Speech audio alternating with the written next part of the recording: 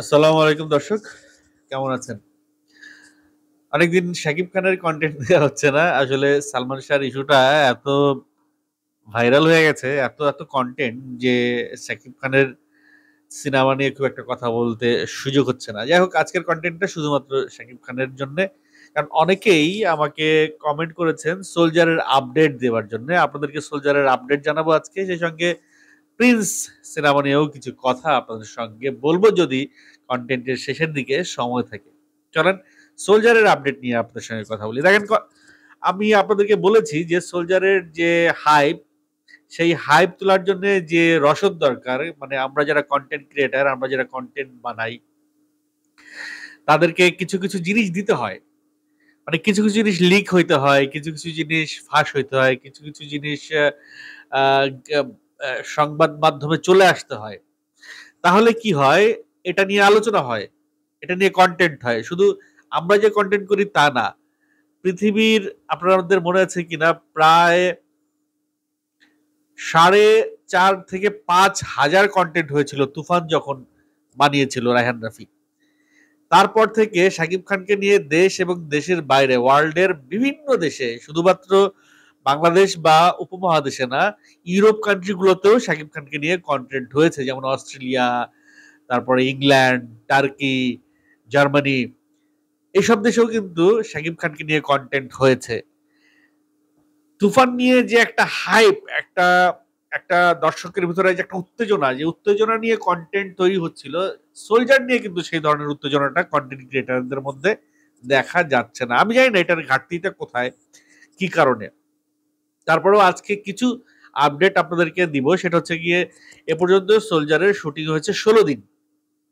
একটা সিনেমার শুটিং হয় 40 দিন, সোলজারের শুটিং হয়েছে 16 দিন। আজকে অক্টোবর মাসের 29 তারিখ, মানে অক্টোবর মাস শেষ। টানা 40 দিন শুটিং করা যায় না। সেপ্টেম্বর মাসের শেষের দিকে নাকি অক্টোবর মাসের শুরুর দিকে শুরু হয়েছে, খেয়াল নাই আমার। যাই হোক, 1.5 মাস টাইম লাগিয়ে 16 দিন শুটিং করেছে। 1 থেকে 1.5 মাস টাইম লাগিয়ে 16 দিন শুটিং করেছে। ডিসেম্বরে সিনেমার রিলিজ ডেট, আরো 1 থেকে 1.5 মাস হয়তো হাতে আছে। তো আরো 16 দিন, 16 দুগুণে 32, তারপরেও 8 দিন থাকে শুটিং এর বাকি।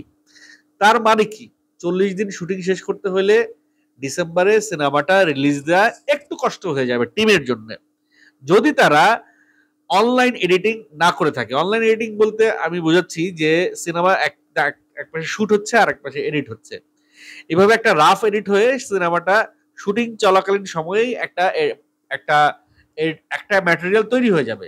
তারপরে গিয়ে সেই ম্যাটেরিয়ালটার উপরে কালার গ্রেডিং, বিজিএম, আরো আনুষঙ্গিক অনেক কিছু হবে। এখন এই 40 দিন শুটিং এর মধ্যে কিন্তু গানও ইনক্লুডেড। সোলজার সিনেমায় গান আছে, সোলজার সিনেমায় গান আছে, কিন্তু গানের শুটিং এখনো পর্যন্ত তারা করতে পারে নাই। এখনো পর্যন্ত যতটুকু জানি, আজকে সোলজার সিনেমার শুটিং হচ্ছে না, কালকেও সোলজার সিনেমার শুটিং হবে না। পরশু দিন থেকে আবার টানা সোলজার সিনেমার শুটিং শুরু হবে। মানে 16 দিন শুটিং শেষ করে সোলজার সিনেমার আহ কি বলে, একটা ব্রেক নিয়েছে তারা। তো 40 দিন শুটিং এর মধ্যে 16 দিন শুটিং করলে কত পার্সেন্ট শুটিং শেষ হয় বলে আপনাদের ধারণা? ধরে নিচ্ছি 4 ভাগের 1 ভাগ 25% হইলে 30 থেকে 40% শুটিং শেষ হয়েছে। সোলজারের 40% শুটিং শেষ হয়েছে। এরপরে আরো 60% শুটিং বাকি আছে, ডাবিং বাকি আছে। এরপরে গিয়ে ফিনিশিং, কালার গ্রেডিং, এডিটিং, হাবি যাবে, অনেক কিছু আছে। একটা সিনেমার শুট শেষ করতে বহু কিছু হয়। সিনেমার শুটিং নিয়ে তো অনেক কথা বললাম, এবার একটু সিনেমার কাস্টিং নিয়ে কথা বলি। এই সিনেমায় প্রচুর কাস্টিং আছে, প্রচুর কাস্টিং, অসংখ্য কাস্টিং আছে, কিন্তু প্রত্যেকটি ক্যারেক্টারের দৃশ্য একটা কি দুইটা, ম্যাক্সিমাম 2 থেকে 3টা দৃশ্য ম্যাক্সিমাম ক্যারেক্টারের। বড় বড় যেসব ক্যারেক্টার আছে সেগুলোর নাম আপনারা অলরেডি শুনে ফেলেছেন। তার মধ্যেও অনেক বড় একটি ক্যারেক্টার আরমান পারভেজ মুরাদ, যার দৃশ্য মাত্র 2টি। এত বড় একজন ক্যারেক্টার, জাতীয় চলচ্চিত্র পুরস্কার প্রাপ্ত একজন অভিনেতা, একজন হিরো, যে শাকিব খানের সিনেমায় অভিনয় করে নিজেকে কৃতজ্ঞ, নিজেকে গর্বিত বোধ করছে, নিজে সে নিজে ইন্টারভিউতে বলেছে তার খুব ভালো লাগছে কারণ সে একটি উদাহরণ দিয়েছে, তার গুরু একটি কথা বলেছে যে একটা সিনেমায় একটা অভিনয় শিল্পীর দুইটা জিনিস লাগে, একটা অভিনয় শিল্পীর দুইটা জিনিস লাগে, একটা হচ্ছে গিয়ে মেধা, আর একটা হচ্ছে গিয়ে সুযোগ। মেধার পরিমাণ যদি 99% হয়, সুযোগের পরিমাণ থাকে 1%। ওই 1%টাই বেসিক্যালি 99% সিনেমার জন্য। অর্থাৎ একটা ভালো সিনেমার সুযোগ পাওয়াটাই হচ্ছে গিয়ে সবচেয়ে বড় কথা, সবচেয়ে বড় বিষয়। তো সেই জায়গায় আরমান পারভেজ মুরাদ মনে করছেন শাকিব খানের সোলজারে শাকিব খানের সঙ্গে অভিনয় করে আরমান পারভেজ মুরাদ একটা বিশাল বড় সুযোগ পেয়েছেন। দেখেন, আরমান পারভেজ মুরাদকে কয়জন চেনে? যারা নিয়মিত নাটক দেখেন বা নিয়মিত সিনেমা দেখেন। গ্রাম বাংলার মানুষ আরমান পারভেজ মুরাদকে চিনে না যেভাবে শাকিব খানকে মানুষ চিনে। কিন্তু শাকিব খানের সঙ্গে যখন আরমান পারভেজ মুরাদ দাঁড়াবে, একই দৃশ্যে অভিনয় করবে, ডায়লগ দিবে, কথা বলবে, তখন সারা বাংলা তথা সারা বিশ্বের মানুষ আইডেন্টিফাই করবে এই লোকটি কে। তখন তারা রিলেট করবে, আরে এই লোকটি তো ওই ছবি দেখছি, আরে এই লোকটি তো এই এই এই নাটক দেখছি। তার মানে হচ্ছে গিয়ে শাকিব খানের সঙ্গে অভিনয় করাটা একটা আলাদা মাইলেজ অ্যাড করে একজন শিল্পীর জীবনে। কারণ Shakib Khan one and only living superstar of Bangladesh.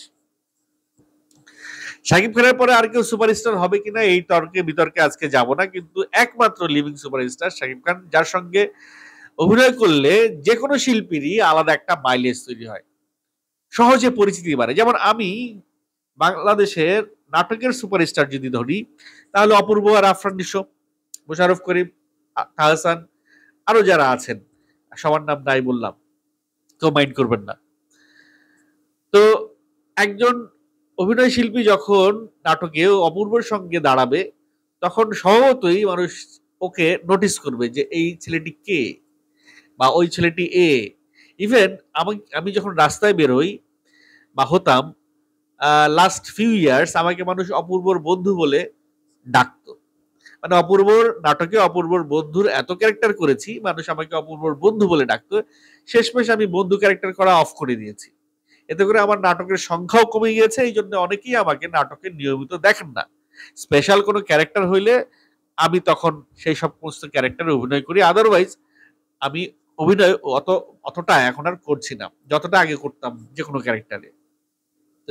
আসলে একটা সময় থাকে, সারা জীবন তার ছোটখাটো ক্যারেক্টার করে বেড়ানো যাবে না, তাই না? তো আমিও সেই সুযোগের অপেক্ষায় আছি যে 1% সুযোগ আরমান পারভেজ মুরাদ পেয়েছে। হ্যাঁ, আমিও একটা সুযোগ পেয়েছি শাকিব খানের সঙ্গে, একটা নয় অনেকগুলো সুযোগ পেয়েছি। তার মধ্যে সবচেয়ে বড় সুযোগ আমি যেটা বলবো, তাণ্ডব সিনেমায় শাকিব খানের সঙ্গে আমার যে ক্যারেক্টারটি ছিল। আপনারা সবাই দেখেছেন ক্যারেক্টারটা, অনেকে আমাকে পরে জানিয়েছেন যে আপনি যে তাণ্ডবে অভিনয় করেছেন বা করছেন সে বিষয়টা তো আপনারা কোনক্ষণেও আপনি বলেন নাই। আবার অনেকে মনে করছেন এই মুহূর্তে হয়তো আমি সোলজার সিনেমাতেও অভিনয় করব বা করছি, কিন্তু আমি আপনাদেরকে জানাচ্ছি না। বিষয়টা একেবারেই তা না। তাণ্ডবে যখন শুটিং করেছি তখন আমাকে তাণ্ডব টিম থেকে বলা হয়েছিল যেন কাউকে না জানাই। আর সোলজারে তো আমি শুটিংই করছি না, সো আপনাদেরকে জানাতে আমার কোনো আপত্তি বা সংশয় নেই যে আমি সোলজারে কাজ করছি না। সোলজারে আমার কোনো ক্যারেক্টার নাই। ইভেন সোলজার টিমের সঙ্গে আমার অতটা সম্পৃক্ততাও নাই। তবে সোলজার টিমের সঙ্গে আমার মোটামুটি কথা হয়েছে যে আগামী লটে যারা শুটিং শুরু করবেন, সেই লটে আমি সোলজার টিমের শুটিং ভিজিট করতে যাব। তখন হয়তো সোলজার সিনেমা সম্পর্কে আরো অনেক ভালো আপডেট আমি আপনাদেরকে দিতে পারবো। সোলজার টিমের অন্যান্য কাস্টিং এর ব্যাপারে যে বিষয়গুলো আপনারা জানেন অলরেডি, যে তানজিদ তিশা, ঐশী, আরমান পারভেজ মুরাদ, তারিক আনাম খান, তৌকির আহমেদ, এই কয়েকজন ক্যারেক্টারকে আপনারা হয়তো চিনবেন, কিন্তু এমন এমন অসংখ্য ক্যারেক্টার আছে যাদেরকে আপনারা একদমই চিনবেন না। কারণ তাদেরকে একেবারে স্পেসিফিক ভাবে থিয়েটার থেকে বাছাই করে নেওয়া হয়েছে এবং বলতে পারেন তাদেরকে ফার্স্ট শাকিব খানের সিনেমার সুযোগ দেওয়া হয়েছে। অর্থাৎ ওই যে আরমান পারভেজ মুরাদ যে 1% সুযোগের কথা বলেছে, সেই 1% সুযোগটা কিন্তু থিয়েটারে এমন অনেক শিল্পীরা এই সিনেমা এসে পাচ্ছেন, যেটি বাংলাদেশের অনেক শিল্পীর কাছে কাঙ্ক্ষিত। আপনারা একটা জিনিস খেয়াল করেছেন কিনা যে শাকিব খানের সঙ্গে আগে সব সময় জাদু আজাদ, চিকন আলী, তারপরে এরকম আরো কয়েকজন শিল্পী রেগুলার তার সিনেমায় কাজ করত। সেই গ্রুপটা এখন আর শাকিব খানের সিনেমাতে নাই। শাকিব খান তার সিনেমাতে তার আশেপাশে যে সমস্ত সিগনিফিক্যান্ট ক্যারেক্টার গুলো আছে সেই সমস্ত ক্যারেক্টার শাকিব খান নিজে ডিসাইড করে। তানজিন তিশার ব্যাপারে বলেন, ঐশীর ব্যাপারে বলেন, এই দুইটা নায়িকার ক্যারেক্টার শাকিব খানের কনসার্ন ছাড়া এখানে ইনভলভ হয় নাই। অবশ্যই অবশ্যই অবশ্যই শাকিব খানের কনসার্ন নিয়ে তারপরে তাদের ক্যারেক্টার এখানে ইনক্লুড হয়েছে। আমি তো মানে আমি যতটুকু খোঁজ নিয়েছি তাতে জানতে পেরেছি যে ঐশী এবং তানজিন তিশা দুজনেই খুব ভালো ভূমিকা পালন করছে, দুজনেই খুব ভালো দারুণ অভিনয় করছেন শাকিব খানের সঙ্গে, এবং দুজনের জুটি দুজনকেই শাকিব খানের সঙ্গে খুব ভালো দেখাবে on the screen. Shakib Khan এই সিনেমায় যে ক্যারেক্টারটি করছেন সেই ক্যারেক্টারটির ব্যাপ্তিকাল আসলে 2 থেকে 3 বছরের। মানে ধরেন আমরা যখন একটা সিনেমা দেখি, সিনেমায় অনেক সময় দেখি যে একটা নায়ক ছোটবেলা থেকে দৌড়াচ্ছে দৌড়াচ্ছে দৌড়াচ্ছে দৌড়াচ্ছে দৌড়াতে দৌড়াতে সে বড় হয়ে গেছে। জসিম ছোটবেলা থেকে দৌড়াইতে দৌড়াইতে বড় হয়ে জসিম হয়ে গেছে। মানে ছোটকাল থেকে একেবারে বৃদ্ধকাল পর্যন্ত একটা নায়কের বা যৌবনকাল বা বিয়ে বা সন্তান এই পর্যন্ত দেখানো হয়। কিন্তু সোলজার সিনেমার সিগনিফিকেন্ট যে পার্ট সেটা হচ্ছে এটা একটা সিগনিফিকেন্ট অংশ একটা মানুষের 2 থেকে 4 বছরের একটা মানুষের লাইফের 2 থেকে 4 বছরের সময়ের একটা গল্প এখানে ডিসক্রাইব করা হবে, এখানে স্ক্রিনিং করা হবে। সো সেখানে আমরা শাকিব খানের খুব বেশি যে ট্রান্সফরমেশন দেখব তা কিন্তু না। যদিও অলরেডি আপনারা শাকিব খানের একটা ছবি অলরেডি দেখেছেন, শাকিব খানের গোফ সানগ্লাস ক্যাজুয়াল ড্রেস পরে হেঁটে আসতেছে, যে ছবিটা আপনারা দেখেছেন খুব ভাইরাল হয়ে গেছে এবং সবাই সেই ছবিটার খুব প্রশংসা করেছেন যে হোয়াট আর ট্রান্সফরমেশন। এরকম ট্রান্সফরমেশন একমাত্র শাকিব খানের দ্বারাই সম্ভব। সে খুব অল্প সময়ের মধ্যে নিজেকে ট্রান্সফর্ম করতে পারে। সেইটার একটা গোপন রহস্য মালিক আফসারি তার ভিডিওতে কিন্তু বলেছে যে শাকিব খান যখন শুটিং থাকে তখন কিন্তু তার ডায়েট চার্ট আলাদা, আর যখন শুটিং থাকে না তখন তার ডায়েট চার্ট আলাদা। শুটিং না থাকলে সে কিন্তু ভরপুর খায়, সে তার তখন তার লাইফটা ফুললেস্ট এনজয় করে। যখনই শুটিং এর ডেট চলে আসে তখন থেকে তার পার্সোনাল কোরিয়ান একজন ডায়েটিশিয়ান আছে, সেই ডায়েটিশিয়ান তাকে একটা স্পেশাল ডায়েট দেয়। সেটা হচ্ছে সে সারাদিন শুধু একটা চিকেন খাবে।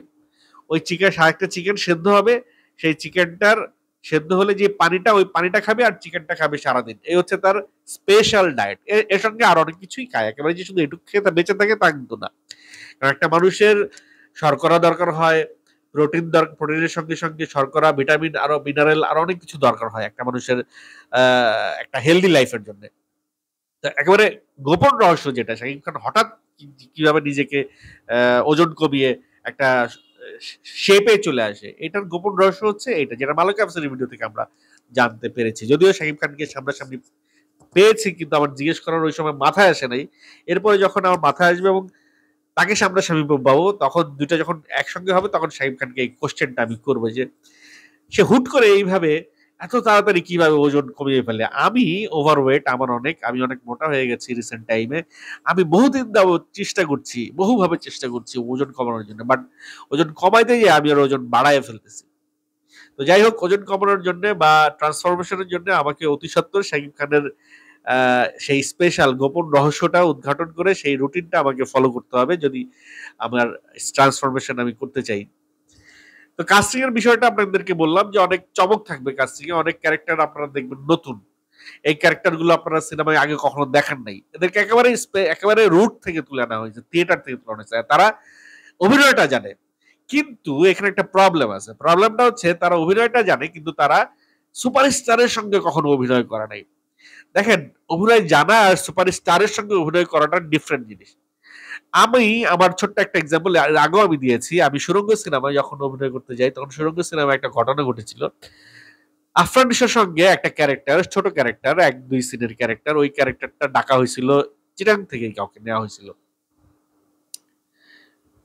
মানে নিশোর সঙ্গে সে অভিনয় করতে চায় এবং সে খুব ভালো অভিনয় করে, থিয়েটার করে, সবকিছু মিলিয়ে সবাই মনে করেছিল যে খুব ভালো অ্যাক্টিং সে করতে পারবে। কিন্তু যখনই সে নিশোর সামনে দাঁড়িয়ে ডায়লগ দিতে গেল তখনই তার সমস্ত কিছু ওলটপালট হয়ে গেল। সে আর স্বাভাবিকভাবে ডায়লগ দিতে পারে না। শেষ অবধি পরিচালকের করতে হয়েছে কি ওই ক্যারেক্টারকে চেঞ্জ করে ঢাকা থেকে আরেকটা ক্যারেক্টার নিয়ে সেই দৃশ্যটা শুট করতে হয়েছে। তো এই ধরনের অনেক সিচুয়েশন হয়তো সোলজার টিমকেও ফেস করতে হইতে পারে, কারণ যাদের ক্যামেরার সঙ্গে পরিচয় নাই, যাদের সুপারস্টারের সঙ্গে দাঁড়িয়ে অভিনয় করার অভিজ্ঞতা নাই, যাদের বড় স্কেলের সিনেমায় অভিনয় করার অভিজ্ঞতা নেই, তারা সাময়িক হয়তো তাদের পালস বিগড়ে যেতে পারে। আমি বলছি না যে সবারই এই ঘটনা ঘটবে, দুই একটা ঘটনা এরকম ঘটতে পারে, কারণ থিয়েটার যারা করে তাদের কিন্তু কনফিডেন্স অনেক বেশি, তারা লাইভ অ্যাক্টিং করে, তাদের সামনে থাকে দর্শক, দর্শকের সামনে তারা অ্যাক্টিং করে। আর সিনেমায় যারা অ্যাক্টিং করে তারা ক্যামেরার সামনে অভিনয় করে, দর্শক থাকে না। তো সামনে যারা দর্শক নিয়ে অভিনয় করে তারা কিন্তু ইনস্ট্যান্ট ওইটা রেজাল্ট দিচ্ছে, খারাপ হলে গালি দিচ্ছে, ভালো হলে তালি দিচ্ছে। তো তাদের কিন্তু একটা ভালো রকমের কনফিডেন্স থাকে যারা থিয়েটার করে, তো সেই কনফিডেন্সটাও অনেক সময় মার খেয়ে যায় যখন সুপারস্টার সামনে দাঁড়িয়ে থাকে। তো সেই জায়গা থেকে আমি আশা করব যাদেরকে নেওয়া হয়েছে এই সিনেমায় অভিনয় করার জন্য থিয়েটার থেকে, তারা নিশ্চয়ই অনেক ভালো করবেন এবং তাদেরকে অবশ্যই রিহার্সাল করিয়েই সেটের সামনে নেওয়া হয়েছে। তবে একটা কথা বলতেই হয়, সিনেমার শুটিং কিন্তু অনেক স্লো হচ্ছে, খুব ধীর গতিতে হচ্ছে।